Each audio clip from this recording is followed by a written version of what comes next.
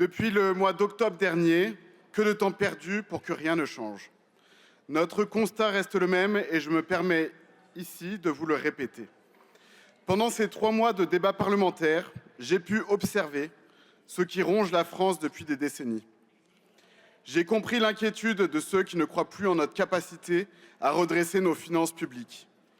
Et la colère des Français contraints de choisir entre se soigner, nourrir leur famille ou payer leurs impôts.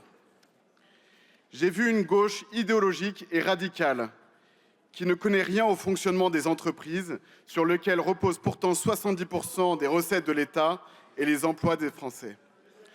Vous ne comprenez pas, vous ne connaissez pas, mais vous voulez tout contrôler. La gauche persiste à vouloir taxer toujours plus, jusqu'à la moindre perspective de réussite, pour s'assurer qu'aucun ingénieur, qu'aucun entrepreneur ne puisse créer de la richesse en France. Et s'ils partent, tant pis. À cause de vous, 57% des élèves ingénieurs envisagent déjà de partir à l'étranger pour construire le monde de demain. Cette gauche-là sévit encore grâce à son appui sur ce qui reste du camp macroniste et des républicains qui ne savent plus comment prendre part au débat. En commission, les députés de la Macronie ont reconnu eux-mêmes que ce budget est complètement déconnecté. Vous êtes coincés entre votre fidélité au président de la République et la réalité de son bilan. Car les faits sont là. 75 000 faillites d'entreprises cette année, le plus haut niveau depuis 1991. La dette publique atteint 3 480 milliards d'euros.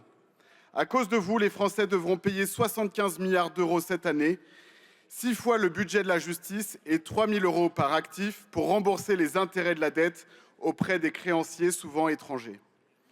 Vous avez entraîné le pays dans votre chute vertigineuse. Vous avez perdu le contrôle. Au lieu d'assumer vos responsabilités, vous persistez.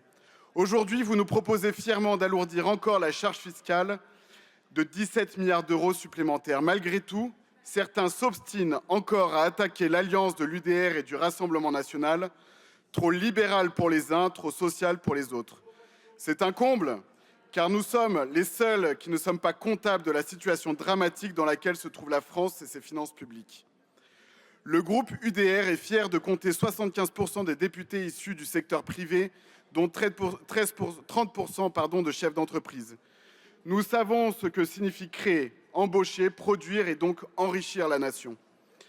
Nous savons que trop d'impôts tue l'impôt, que les prélèvements étouffent la croissance et l'emploi, et que chaque euro de taxe supplémentaire se répercute toujours sur les ménages, les plus modestes et les classes moyennes. Nous nous opposerons systématiquement au poison mortel que représentent ces impôts pour notre économie.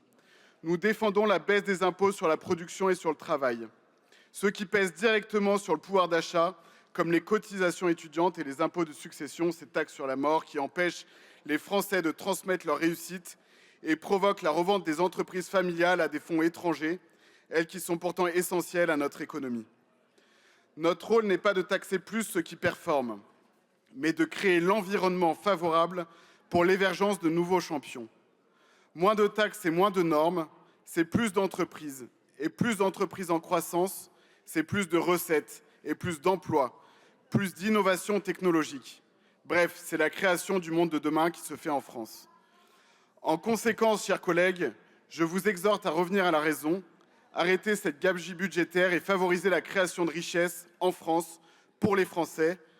Telle doit être notre boussole.